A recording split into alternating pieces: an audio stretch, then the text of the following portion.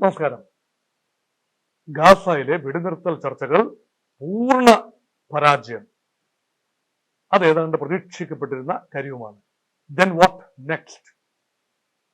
Israel പ്രധാനമന്ത്രി Benjamin Netanyahu കഴിഞ്ഞ ദിവസം ഡിഫൻസ് IDF ചീഫിനെ വിളിച്ചൊരു കാര്യം പറഞ്ഞു. നിങ്ങൾ ഇനിയിപ്പോൾ ഒന്നും നോക്കണ്ട, ഗാസയിലേക്ക് ടാങ്കുകളുമായി ഇരച്ചു കയറുക, പൂർണ്ണമായി ഗാസ പിടിച്ചെടുക്കുക.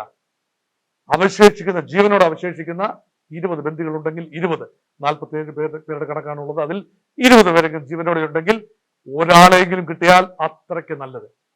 പക്ഷേ ഇത് നേരത്തെയും ചെയ്യാമായിരുന്നു.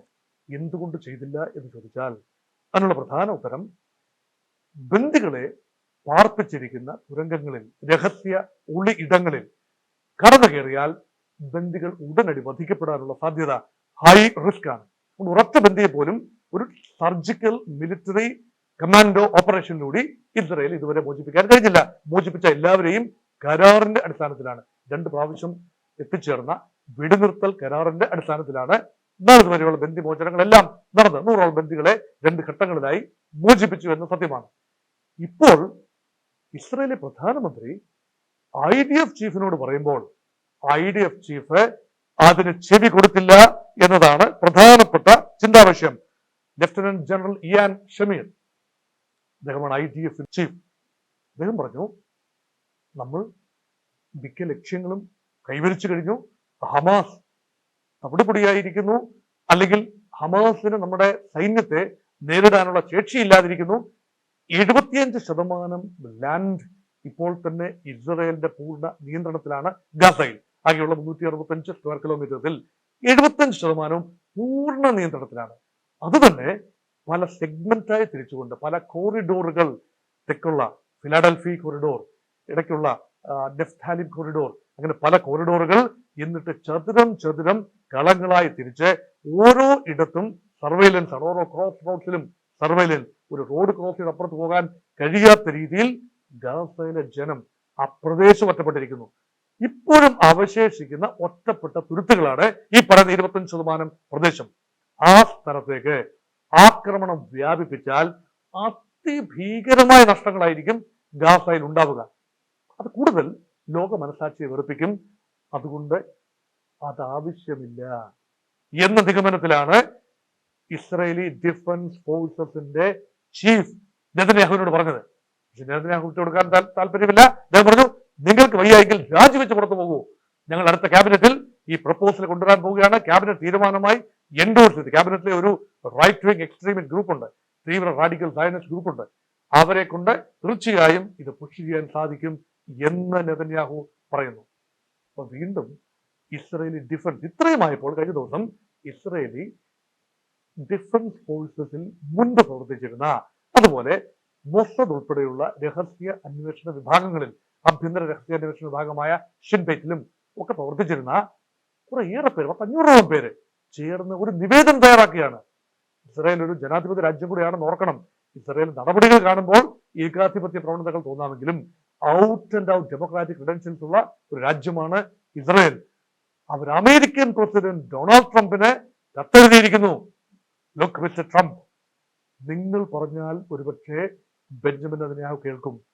ഒരു ഘട്ടം കഴിഞ്ഞിരിക്കുന്നു, ഇങ്ങനെ മുന്നോട്ട് പോകാനാവില്ല. ഇസ്രായേലിനുള്ളിൽ പുകയുന്ന പ്രതിഷേധമുണ്ട്. മനുഷ്യാവകാശ ലംഘനത്തെക്കുറിച്ച്, ഗാസയിൽ നടക്കുന്ന മനുഷ്യാവകാശ ലംഘനത്തെക്കുറിച്ച് ഇങ്ങിപ്പുറത്ത് ഇസ്രായേൽ ഒറ്റ മനസ്സോടുകൂടിയാണ് ഇത് ചെയ്യുന്നത് എന്ന് കരുതേണ്ട. അതിന് അമേരിക്ക ഒത്താശ ചെയ്യരുത്.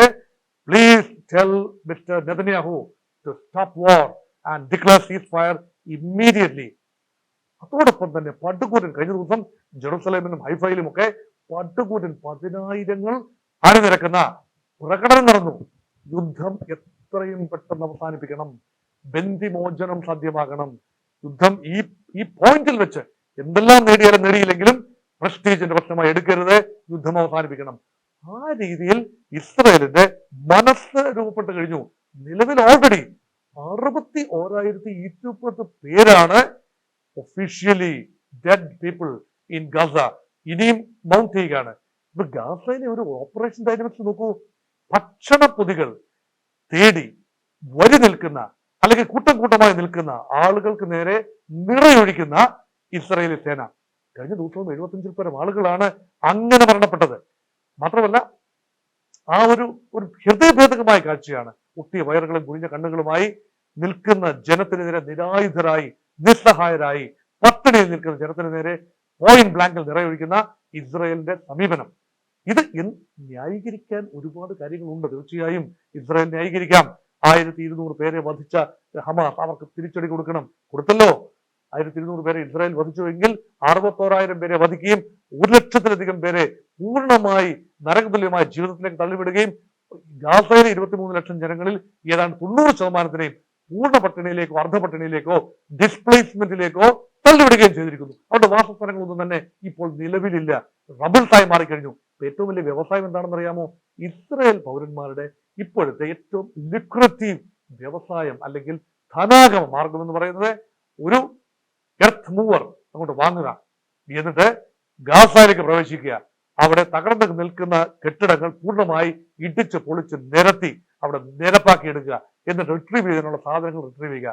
ഒരുപാട് പേര്, 10,000-കണക്കിന് ആളുകൾ, സിറ്റിസൺസ് ഇപ്പോൾ ചിന്തിച്ചുകൊണ്ടിരിക്കുന്നത്, കച്ചവട കണ്ടുള്ളവരാണ് കേട്ടോ, ഭൂരിപക്ഷം ആളുകളൊന്നുമല്ല, ആയിരക്കണക്കിന് ആളുകൾ ചിന്തിക്കുന്നത് ഒരു ഒരു ഒരു യന്ത്രം കൊണ്ട് വാങ്ങുക, ഒരു ബുൾഡോസർ കൊണ്ട് വാങ്ങുക, എന്നിട്ട് അത് വാടകയ്ക്ക് കൊടുക്കുക. 5,000 രൂപ വാടക കിട്ടും. ഒരു ദിവസം 5,000 രൂപയോളം വാടക കിട്ടും. അതിൽ 1,000 രൂപയോളം അല്ല $1,000 ഡ്രൈവറിന് കൊടുത്തു കഴിഞ്ഞാൽ, അനുബന്ധ ചെലവുകൾ കൊടുത്തു കഴിഞ്ഞാൽ $4,000 ലാഭമാണ്. കൊള്ള ലാഭം കിട്ടും. ഏതാനും മാസങ്ങൾക്കുള്ളിൽ തന്നെ ഈ മുടക്ക് മുതലായി കിട്ടും എന്ന രീതിയിൽ ചിന്ത പോയി കഴിഞ്ഞു. ജനങ്ങൾക്ക് അത്രയധികം കച്ചവട താല്പര്യം, ദുരൂഹമായ ദുഷ്ടലാക്കോടുകൂടി താല്പര്യങ്ങൾ ഉള്ളപ്പോഴും ഇസ്രായേലി ജനതയുടെ ഒരു നല്ല പങ്കും യുദ്ധം അവസാനിക്കണം എന്ന് ആഗ്രഹിക്കുന്നു എന്നത് വളരെ ശുഭോദർക്കമായ കാര്യം തന്നെയാണ്. അതുകൊണ്ട് രണ്ട് വ്യക്തികളുടെ, ഇസ്രായേൽ പൗരന്മാരുടെ, ബന്ദികളാക്കപ്പെട്ട 2 പേരുടെ ചിത്രങ്ങൾ, ദയനീയമായ കാഴ്ചയാണ് ഇസ്രായേലിനുള്ളിൽ ഉണ്ടാക്കുന്നത്. ഒരാളുടെ പേര് ബ്രസ്ലാവ്സ്കി. അദ്ദേഹത്തിന്റെ വീഡിയോ പുറത്തു വന്നു. സ്വന്തം കുഴിമാടം തോണ്ടുന്ന ഒരു ദേഹം. 2 ഇവ്യാഥൻ ഡേവിഡ്, അദ്ദേഹവും മൃതപ്രാണനായി കഴിയുന്നു. അപ്പൊ ഗാസയിലെ ജനങ്ങൾ, കുട്ടികൾ മാത്രമല്ല, ഇസ്രയേലി ബന്ദികളും മൃതപ്രാണരായി കഴിയുന്നു. 2 ഓപ്ഷൻസ് ആണുള്ളത്. ഒന്നുകിൽ വെടിനിർത്തി ഹമാസുമായി സന്ധി ചെയ്ത് ഏതെങ്കിലും ഒരു ധാരണയിൽ ബന്ദിമോചനം സാധ്യമാക്കുക, യുദ്ധം അവസാനിപ്പിക്കുക, ഗാസയുടെ പുനർനിർമ്മാണം നടത്തുക. 2 പൂർണ്ണമായ ആർമഗഡോൺ അല്ലെങ്കിൽ കംപ്ലീറ്റ് ഡിസ്ട്രക്ഷൻ, അത് ലഭിക്കുന്ന രീതിയിൽ പൂർണ്ണമായി ഗാസയെ ഇടിച്ചു നിരത്തി അവശേഷിക്കുന്ന സ്ട്രക്ചേഴ്സും കൂടി ഇടിച്ചു നിരത്തി ഗാസയെ പൂർണ്ണമായി പിടിച്ചെടുക്കുക. ഒരു കാര്യം ഓർക്കുക, ചെറിയ ലാൻഡ് ആയിരിക്കാം, ചെറിയൊരു ജനസംഖ്യ ആയിരിക്കാം, പക്ഷേ ആത്യന്തികമായി ഇസ്രയേലിന് അത് വളരെ വലിയ ഒരു ഭാരമാവും. കാരണം 2005-6 കാലഘട്ടത്തിൽ ഹമാസ് അവിടെ അധികാരത്തിൽ വരുന്നു, ഇസ്രയേൽ സേന പൂർണ്ണമായി വിട്ടൊഴിയുന്നു.